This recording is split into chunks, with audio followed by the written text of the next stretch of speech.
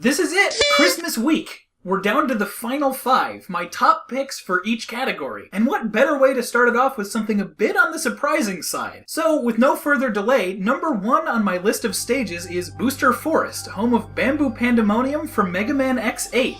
Now, if you watched the irregular version of our Let's Play, this may confuse you. Long recordings, performer stress, and general saltiness will do that. Let me assure everybody up front that I stand by this decision 100%, despite what past me might have yelled about. Booster Forest exemplifies the concept of a modern Mega Man game, and what I would hope to see from any future installments of the series. It has 2 of the best stage tracks in the game, both being situational based on overall gameplay of the stage. While on foot, the motif of forest, sky, and exploration are at the forefront in a beautiful, slow, almost ambient track. It highlights the memorable scenery of the cloudy backdrop and vivid nature growth over technology. Then, when X enters a ride armor, the music picks up to a faster, more intense song that has the same overall bright feeling as the first, but being appropriate for quick, powerful combat. And speaking of the ride armor, this is about the best it has ever felt. Entering the Cyclops ride armor immediately provides a perfect sense of weight, speed, and power. Enemies can be destroyed simply by jumping on them. Smaller bullets bounce harmlessly off of its strong armor.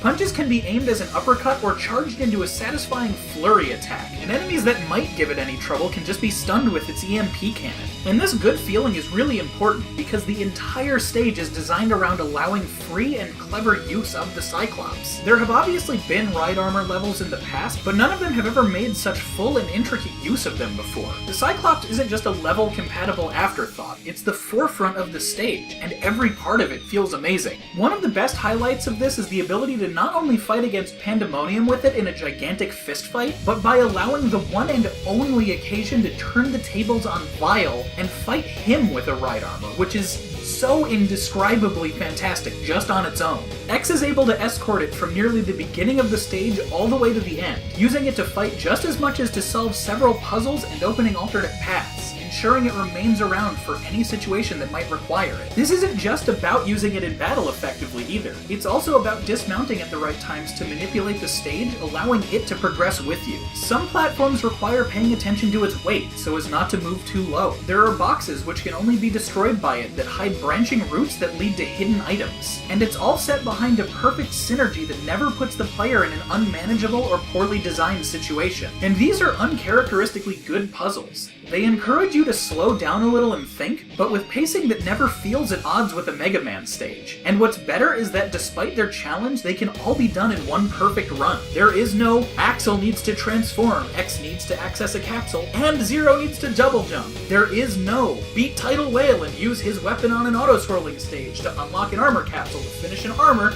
needed to reach a heart tank also in that stage. And there is no get the T-Breaker and come back to the same room with it to open a secret floor and get another item. There is none of that. Booster Forest can be completed entirely in one flawless run that becomes satisfying in ways that no other Mega Man stage before has. Booster Forest is beautiful. It's masterfully designed, does everything it can to make the player feel powerful, while rewarding clever gameplay and problem solving. It shows how a Mega Man stage can be effectively broadened to more than just jump and shoot, while never feeling like a departure from the classic formula. It's hard to break from nostalgia, to break from thinking that the original ideas are the best and that nothing should change. But I believe it's just as important to think about where a series goes as it is to remember where it came from. So many of us want a new, fresh X game. This is the framework for that game. Booster Forest sets the bar on how to keep a series feeling fresh and fun while advancing towards the future, and reminding us about what made them great in the first place all at the same time.